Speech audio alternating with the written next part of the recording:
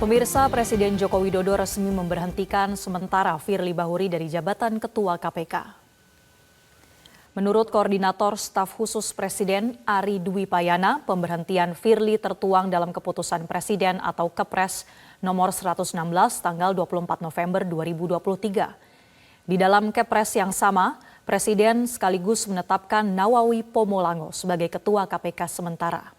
Koordinator Staf Khusus Presiden Ari Dwi Payana mengatakan Kepres itu diteken oleh Presiden Jokowi di Lanut Halim Perdana Kusuma, Jakarta usai menjalani kunjungan kerja dari Kalimantan Barat.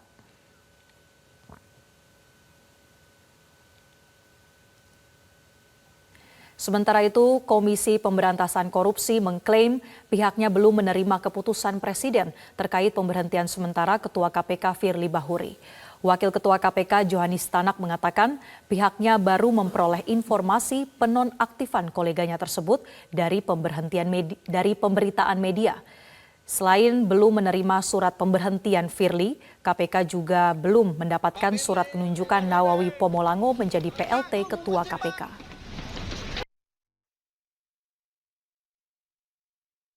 Pemberhentian sendiri kami belum terima.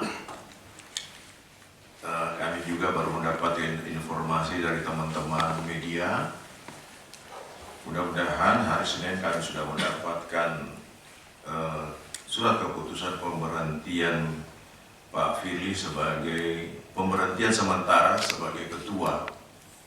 Dan kita berharap juga surat keputusan penunjukan sementara Pak Nawawi sebagai ketua segera juga kami dapatkan. Presiden Joko Widodo telah menandatangani keputusan Presiden untuk memberhentikan sementara Firly Bahuri dari jabatan Ketua KPK.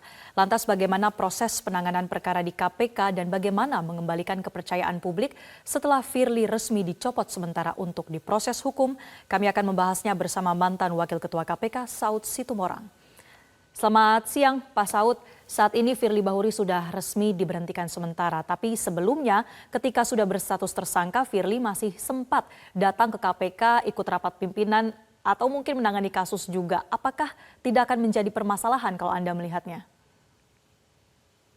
Ya, potensi masalahnya tinggi ya kalau itu di-challenge, apalagi kalau mereka ngambil keputusan yang dikaitkan dengan ada kaitan dengan formil dan material dari suatu perkara. Jadi sebaiknya dari awal makanya kita sampaikan supaya yang bersangkutan memahami bahwa kalau sudah TSK itu kan akan ada banyak framing yang bisa muncul di situ. Framing-framing yang muncul itu diantaranya adalah yang saya sebut tadi. Kalau itu memutuskan sesuatu perkara yang dikaitkan dengan kesimpulan yang dilakukan oleh 5 pimpinan. Karena bagaimanapun kan 5 di sana itu kan mereka akan selalu voting. At the end mereka tuh voting dalam memutuskan sesuatu.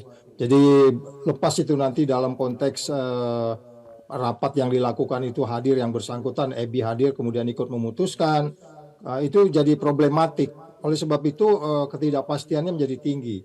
Dari awal kan kita sudah katakan sebaiknya kalau Dewas memahami dan kalau kolektif kolegialnya memahami, mereka itu kan saling check and balance satu sama lain. 5 orang itu sebenarnya bisa melakukan voting, bekerja, mengatakan, halo pimpinan Pak Ebi, Anda berperkara, Anda beristirahat dulu, sampai kemudian ada keputusan. Karena kita harus apresiasi bahwa TSK yang dibuat oleh Polda Metro Jaya dalam hal ini Polri, itu kan sudah barang tentulah buktinya cukup ya, sudah 91 orang diperiksa, kemudian sudah ada beberapa kali expose.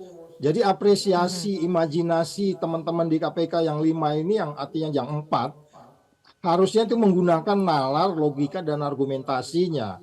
Nggak usah dulu menunggu-nunggu formil dari presiden atau dari siapapun. Kalaupun presidennya nggak tanda tangan surat, kan sebenarnya lewat orang keberapa di istana itu bisa memberitahu supaya kepastiannya tinggi. Jadi tidak hanya menunggu kepastian soal surat menyurat, itu kan soal moral itu kan nggak mesti harus soal surat menyurat. Soal penegakan hukum oke, bisa itu akan beradu argumentasi di pengadilan. Jadi artinya bagaimana sebenarnya berempat itu sekarang sisanya untuk bisa menjadi bagian dari check and balance atau bagian dari kontrol atau bagian dari manajemen atau bagian dari penentu kebijakan yang saat ini sedang terjadi di KPK yang tidak menentu itu. Ya, Pak Saud tadi Anda katakan secara moral ini kan urusan yang berbeda ya, tidak perlu sampai harus menunggu surat formil atau kepresnya diterima oleh KPK. Artinya secara etis memang Firly ini sudah tidak bisa datang ke KPK meskipun KPK berdalih belum menerima kepres itu. Anda sepakat dengan itu? Ya paling tidak yang bersangkutan fokus saja di masalahnya. Dengan anggapan kita nggak abuse of power, kita nggak menyampingkan azas praduga tidak bersalah, akan lebih baik yang bersangkutan konsultasi dengan penasihat hukumnya atau katakan kalau kemarin itu mereka mengajukan pra peradilan ya saya dengar ada sidangnya tanggal 11, fokus saja dulu di situ. Karena bagaimanapun selama orang belum bisa kita buktikan salah, kita juga tidak bisa mengatakan dia bersalah sampai kemudian jaksa dan hakim bisa memutuskan dia bersalah. Tapi untuk fokus di satu persoalan itu kan menjadi penting. Jadi biarkan saja penyidik atau penyelidik atau katakanlah pencegahan di KPK bekerja, toh nggak ada mekanisme yang terganggu di KPK dengan berkurangnya satu pimpinan di situ. Mereka sudah berjalan kok, sistem di KPK itu udah jalan. Nggak ada kaitan dengan kemudian kinerjanya jadi menurun, malah jadi kinerja itu menjadi dipertanyakan dengan kehadiran yang bersangkutan. Gitu Mbak.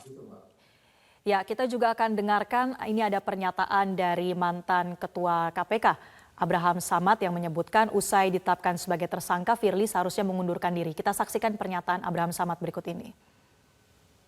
Di sini dah diperlukan seorang Firly yang mengerti hukum. Dia harus sebenarnya ketika kemarin dinyatakan sebagai tersangka, dia harus berhenti, tidak masuk lagi kantor, tidak boleh lagi melakukan langkah-langkah pro justisia. Karena kalau dia melakukan pekerjaan yang berhubungan pro justisia, itu penegakan hukum yang berbahaya, dampaknya putusan-putusan atau rapat-rapat yang dilakukannya itu menjadi batal demi hukum.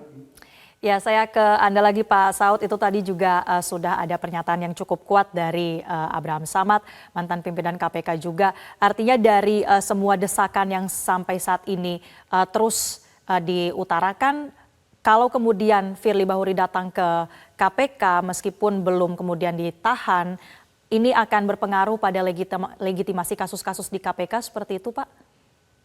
Ya itu yang saya sampaikan tadi, itu bisa di-challenge oleh orang, oleh banyak pihak. Sehingga kemudian kan pemberantasan korupsinya jadi noisy, berisik gitu ya.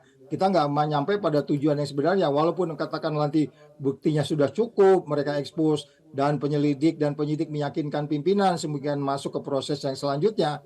Tetapi itu kan bisa menjadi satu yang kita nilai sebagai rawan untuk kemudian dari sisi formil materialnya. Jadi sekali lagi kita hanya bisa mengatakan, sudah fokus saja di kasusnya, sampai kemudian kalau suatu saat kita tidak bisa buktikan, ya dia kembali lagi.